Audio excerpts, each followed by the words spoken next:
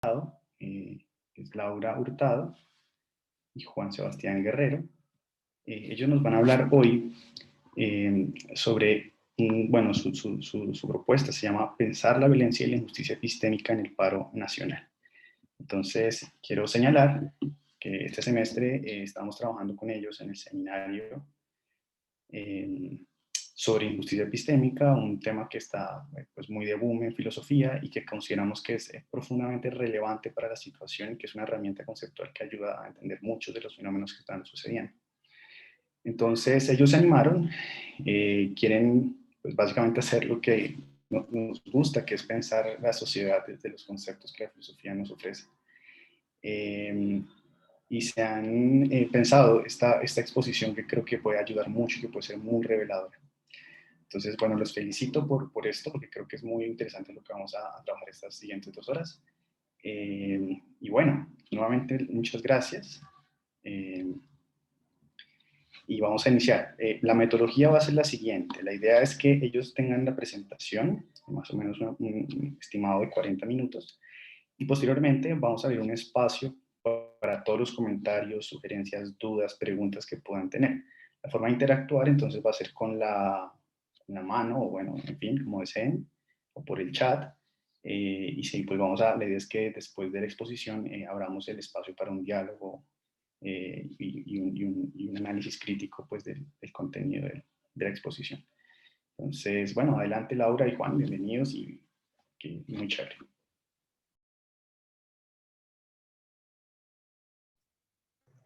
Gracias, Leonardo.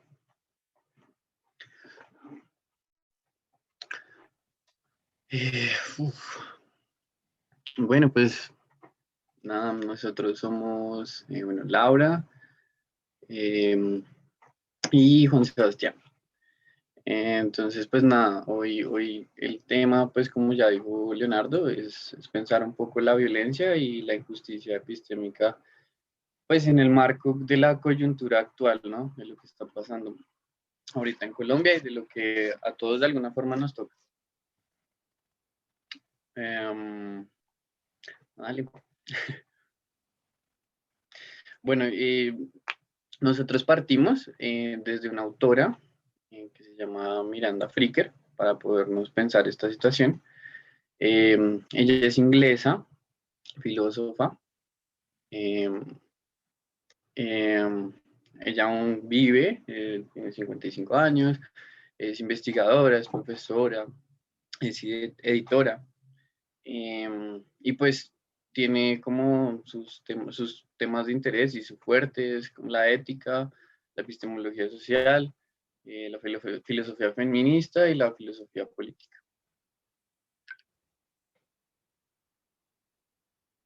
Bueno, buenos días. Nuestro tema, pues que parte de todo el análisis de Miranda Fricker es precisamente el de injusticia epistémica. Entonces, vamos primero pues a hacer como una explicación un poco teórica y conceptual para luego irnos poquito a poquito encaminando hacia el tema de la coyuntura nacional. Entonces, empezamos con que la injusticia epistémica es un daño o un mal que se le causa a un sujeto o a una sujeta en tanto que afecta su condición de ser agentes de conocimiento.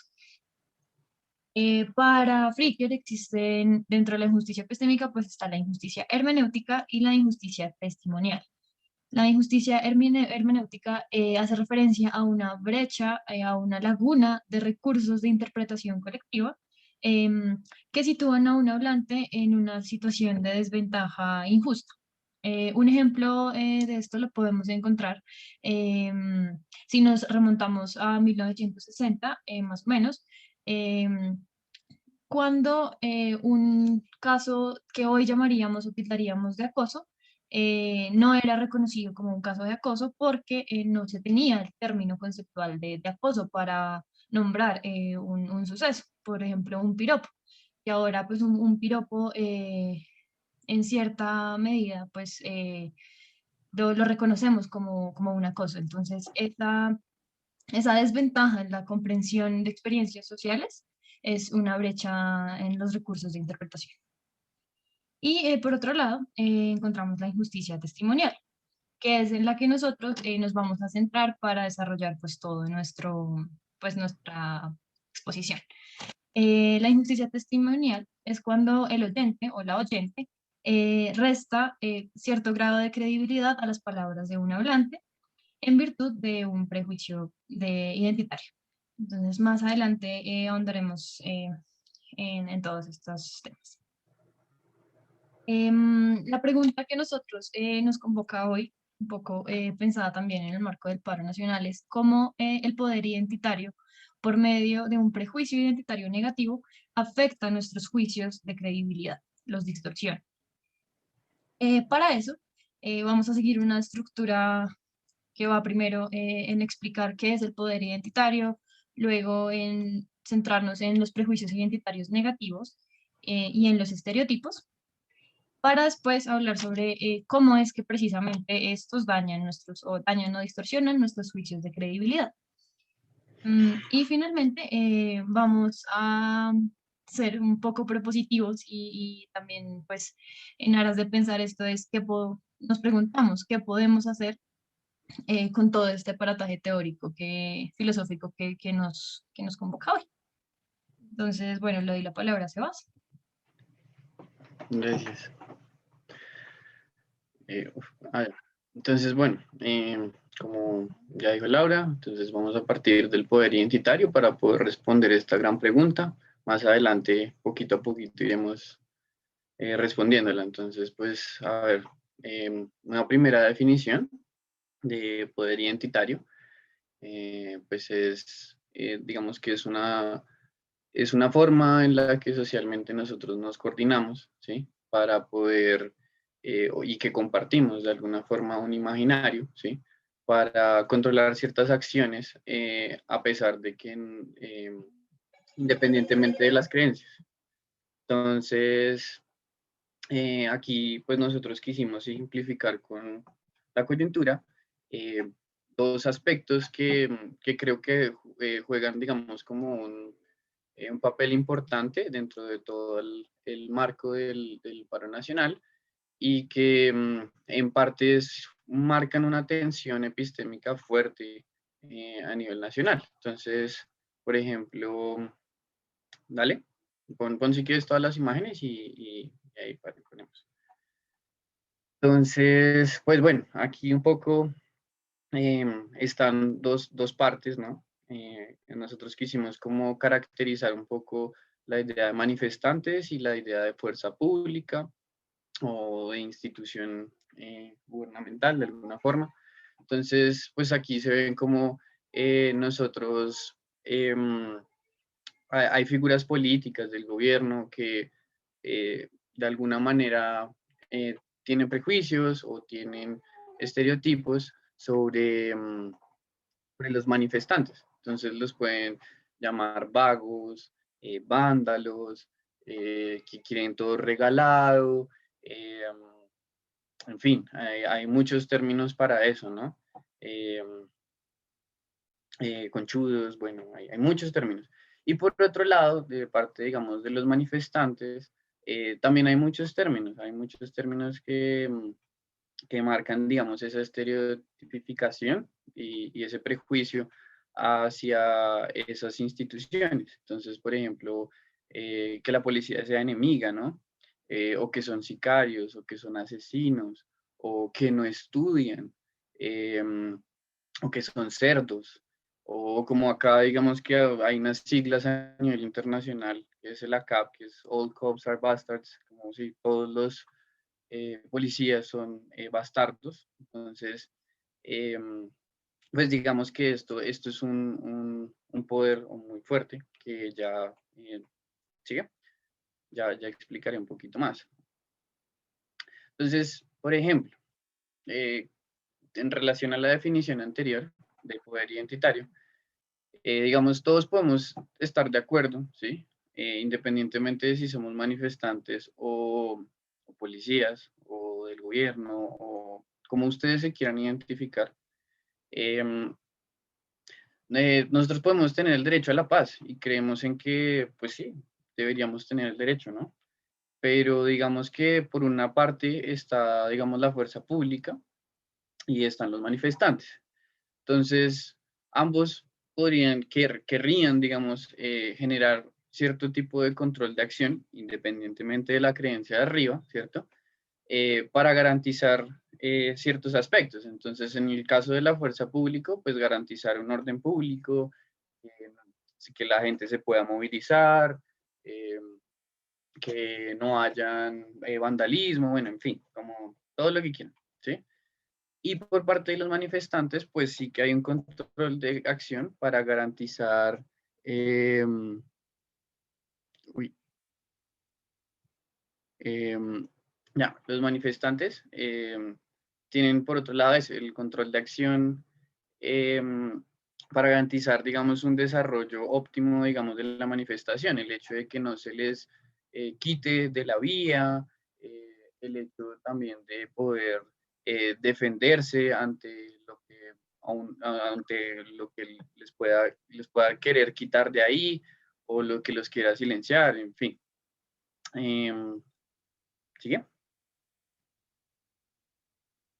Esto creo que lo problemático, digamos, de que no nos sigamos de la creencia y cómo esa acción parece empezar a entrar en tensión con una de las otras partes, es decir, entre manifestantes y fuerza pública, sí que genera una violencia y hay muchos tipos de violencia. Yo creo que más adelante también nuestros compañeros de el lenguaje nos van a ayudar mucho también en otros tipos de violencia que hay.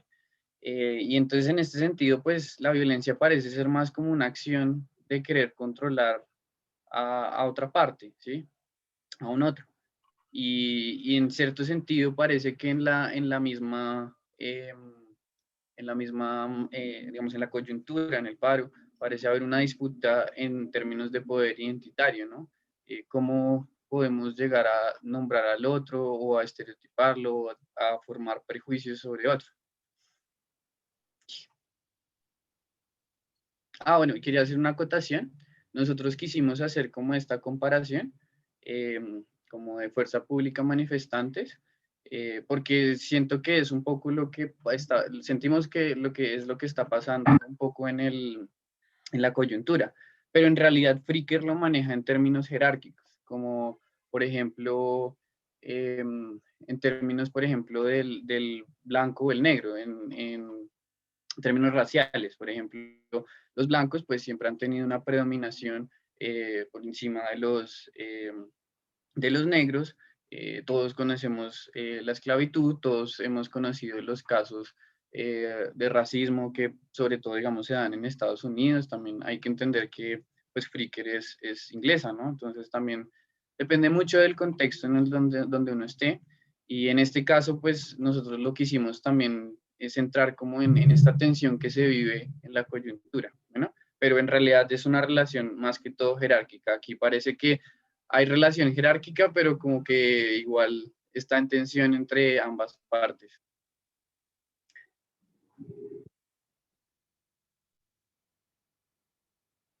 Y ya Bueno, le cedo la palabra a Laura. sí, bueno, entonces dentro de pues, todo este marco general que acaba de explicar Sebastián, encontramos el prejuicio identitario negativo. El prejuicio identitario negativo es precisamente ese impedimento a que una de las partes, en este caso o la fuerza pública o los manifestantes, transmita conocimiento. Ese impedimento en virtud de unas concepciones colectivas de identidad que nos hemos creado anteriormente. Entonces, vamos a exponer un poco esas concepciones colectivas de identidad que a nosotros nos hacen mucho ruido en el marco del paro nacional. Entonces, vamos a seguir, digamos, con la división de manifestantes, fuerza pública, de aquí al resto de la exposición. Entonces, la primera es yo no hablo con mamertos. La otra es el que no estudia es policía. Eh, la otra es, pues, qué aburrida te pones, deja el fanatismo y no entres en la desgracia del comunismo. Estas son frases que vienen también muy desde nuestras experiencias cotidianas y pues desde las personas que estamos en las marchas. Por ejemplo, el Uribestia no estudia. Em, ¿Qué tiene que decirme un guerrillero? Qué feo debe ser reprimir al pueblo para poder comer. Mm, Son tan malditos como usted que desacreditan nuestra patria con noticias falsas. Eh, la otra es cerdos, cerdos, cerdos o asesinos, asesinos, asesinos. Em, la siguiente es aquí no hay reglas porque esto es a lo mamerto. Y la última, pues con esta nos disculpamos de antemano con la palabra, pero creemos que, pues, que es muy diciente precisamente de estas concepciones colectivas de identidad. Y es, ¿qué se necesita para ser policía? Ser un hijo de puta de noche y de día. Eh, estas ideas, digamos que surge de estas ideas, nos surge la pregunta de cómo es que estas impiden la transmisión de conocimiento. Eh, lo hacen cuando desacreditamos el testimonio del hablante, es decir, cuando le restamos valor de credibilidad a lo dicho o por el vándalo, o por el cerdo, o por el mamerto, por el izquierdoso, por el uribestia, y cuando pues hacemos uso de apelativos negativos hacia un grupo social determinado. Entonces, estos apelativos, vándalo, cerdo, son estereotipos que nos comprometen a nosotros como sujetos y sujetas cognitivamente a generalizar aspectos de un grupo social. Entonces, por ejemplo, o todos los manifestantes son mamertos, son vándalos, o todos los policías son cerdos, asesinos, violadores, que son como las acepciones que tenemos como pues en común, que están ahí como sobre la mesa y en la agenda pública. Em, Eso da paso, digamos que el conjunto de estereotipos y de prejuicios identitarios da paso a lo que conocemos o lo que se llama estereotipos prejuiciosos, que son precisamente la combinación de creencias que están pues en nuestro quehacer cognitivo y que nos permiten atribuirle aspectos o características a un grupo social determinado. Seguimos pues aún con esto de los vándalos, los manifestantes y la fuerza pública. Estas creencias son creencias racionales, pero esas creencias no se ven alteradas ante una contraprueba. ¿A qué nos referimos con contraprueba?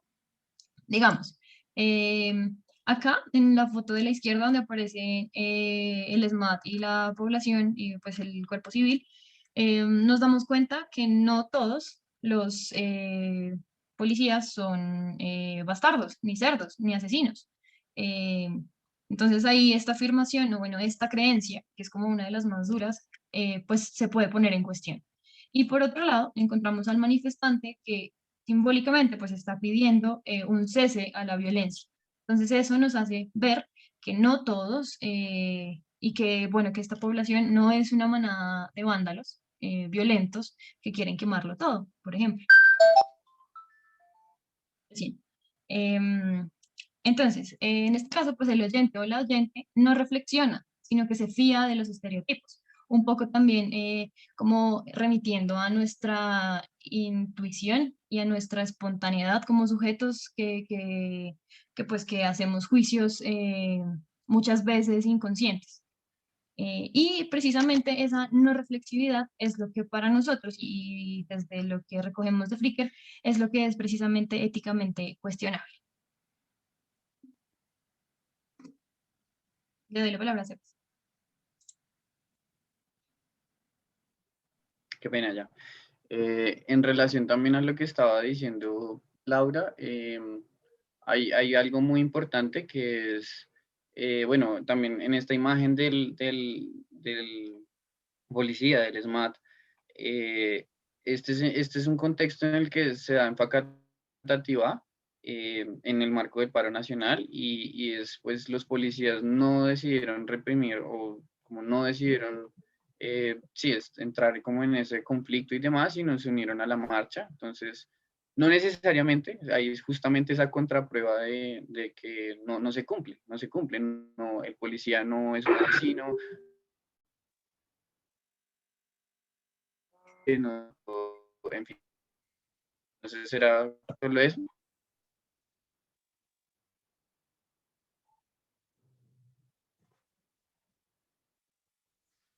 No sé si me trabé o Laura.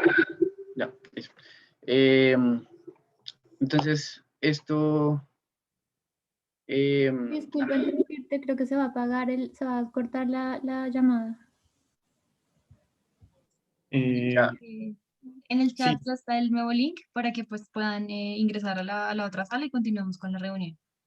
Sí, si quieren quedamos, Acá. paramos acá y pasamos al otro lado, porfa. Muchísimas gracias. Sí, qué pena, los problemas técnicos. listo, vale. Entonces, pues nada, discúlpenme, no sabemos qué habrá sucedido con la plataforma. Ya está la otra sala creada en el chat.